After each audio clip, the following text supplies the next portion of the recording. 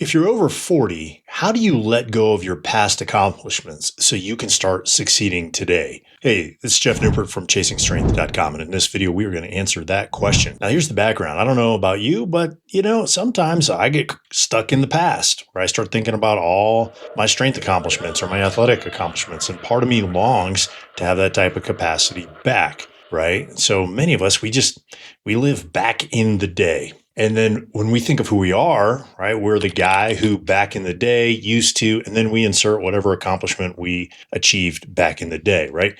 And for some of us, if not many, and, dare I say most guys over 40, since that's, the demographic we're speaking to, and most guys over 40 die from heart disease, right, instead of old age, I'd say most guys our age have just let themselves go. And so it becomes super hard to get motivated and stay motivated, right? When it seems like we've fallen so far from who we view ourselves as being and who we were back in the day, right? Who we once were. And you know what? It can be a seriously painful reminder, enough to keep many guys from trying to make progress or recapture what they lost, right? You know what I mean? So I'll give you a personal example. A little over 25 years ago, which is literally a lifetime ago. It's almost 2 lifetimes ago if I add up the ages of my kids. In fact, it is. As I make this video, my son is 14 and my daughter's 11. That's exactly 25 years. 2 lifetimes ago, I qualified for the USA National Weightlifting Championships, and I was a full 25 pounds heavier. And from a barbell perspective, I was much, much stronger than I am today, even though I can still press my body weight with a barbell and deadlift, almost 2.5 times my body weight right now. So I'm still relatively strong. But now, like I said, I got two kids, right? And we homeschool them and they're involved in sports. And I run my own businesses, right? And back in the day, I've been married for 6 months. I worked at Rutgers University as a strength and conditioning coach, right? And life could not have been more different, which is why I appreciate this email I got from Jim the other day. And we're going to put it up here on the screen and maybe you can relate to it, okay? What about ideas for guys over 60? Got my first weight set when I was 10, got my first kettlebells and a couple of books and videos from Pavel when I was around 40. I was in great shape at 50, could do 100 snatches with a 53-pound kettlebell in less than 5 minutes, or 20 rounds of the CrossFit workout Cindy with a 5-pound chain.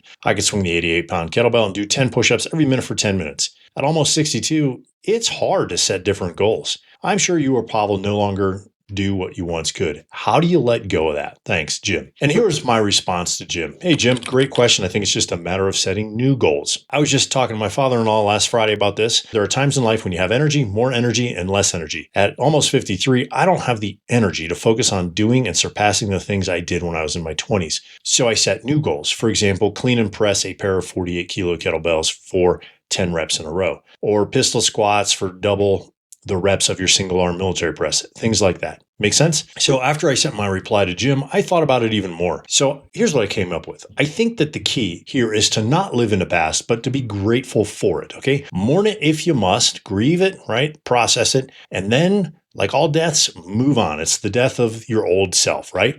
And then what you do instead is you find areas of weakness and you focus on those. For example, one of my friends is approaching 67. He was an elite level college gymnast and then an elite level powerlifter. And both of those sports produced severe injuries for him. For example, he severely hurt his lower back powerlifting, and he rehabbed it using kettlebells. Now his focus is on the barbell press, which his body likes, okay? So his training sessions are geared around pure strength work with his press and conditioning work using his kettlebells, and then he does some rucking 1 day a week. And that works for him. And at 67, he's able to measure improvement every single training cycle. So here are some areas men our age, like over 40, over 50, that's me, right? And even you guys over 60 watching this, here are areas we need to focus on, okay? Number 1, we need to focus on joint health. If your joints hurt, you won't move them through full ranges of motion. And as a result, you'll lose muscle mass and strength, which brings me to point number 2 here. And that is building and retaining muscle mass, particularly your fast twitch muscle fibers. We lose 10% of our muscle mass, primarily our fast twitch muscle fibers, the 2X and 2A fibers, the ones that are responsible for running faster, jumping higher, lifting heavier weights, and keeping us from falling as we age. We lose 10% of those per decade, right? And that starts at approximately age 30. So said another way, if you don't actively seek to train those fast twitch muscle fibers, okay, you will lose 40% of them between, that's almost half, okay, right? For those of you who can count like me, or can't count like me, excuse me, that's almost half, right, of your fast twitch muscle fibers between the age of 30 and 70, okay? So what do we need to do? Well, we need to treat those fast twitch muscle fibers like gold, okay? And we need to focus on areas that are proven to promote longevity, and that's grip strength, leg strength, thigh muscle mass, circumference, for example, okay? Now from there, point number 3, we need to focus on our VO2 max. Of course, if your arteries are clogged, right, and you lose your breath bending over tying your shoes or climbing the stairs, you are not going to live very long, which is why aerobic or cardiovascular fitness is also a key predictor for lifespan and health span, which is being disease-free or not being limited by disease as we age, okay? Number 4 thing we want to do is get rid of unnecessary body fat. It is shocking how extra body fat impacts our first 3 points. So for example, excess fat stresses your joints, especially your knees and your lower back. It suppresses your testosterone, which is your male anabolic hormone, primarily responsible for building muscle and making you a man, right? And doing other things that we enjoy doing, right? Excess body fat suppresses your growth hormone. It increases your estrogen, which is the primary female hormone, right?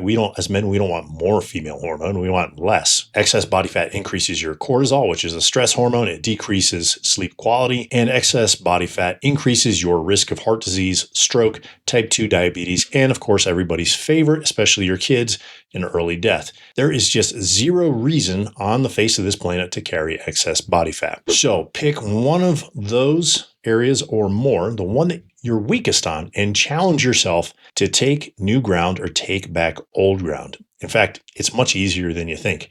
Now, if you're lacking some ideas, here are some ideas for you. Will flash up here on the screen. Number 1, get rid of your aching knees. Number 2, get rid of the chronic soreness in your lower back.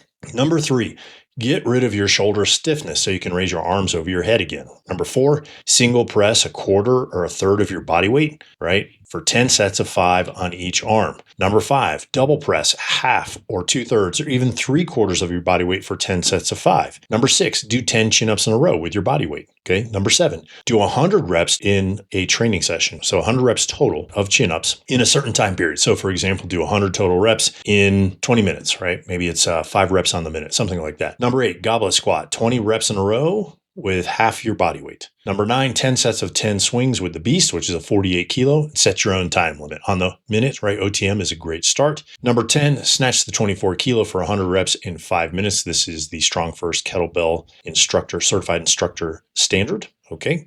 Number 11, snatch the 24 kilo for 200 reps or more in 10 minutes or less. Okay, or just 10 minutes. That's the US Secret Service snatch test. And number 12, clean and jerk or clean and push press 2 by 24 kilo kettlebells for 100 reps in 10 minutes or less. Again, these are just some ideas for you, which you can scale by starting where you are if you can't hit those numbers or the weights look too heavy. Okay. And of course, you can make up your own standards as you see fit based on what your body's telling you and what you currently can do. All right. The point here is there are plenty of goals you can hit as you age that keep you both strong and healthy. You just need some creativity and a no-quit attitude. I'll leave the links, right, for ideas in the video description below this video. If you found this video helpful, click the like button, smash the subscribe button, share this video with a friend you know who kind of feels a little over the hill, right, and needs some ideas on how to get back in shape, especially if he's using kettlebells, all right? And leave me a comment in the comment section below. What have you done, right, to get over yourself, so to speak, right, to get out from under the back in the day and start hitting some new goals, all right, and some new baselines for yourself. Until next time, my friend, stay strong.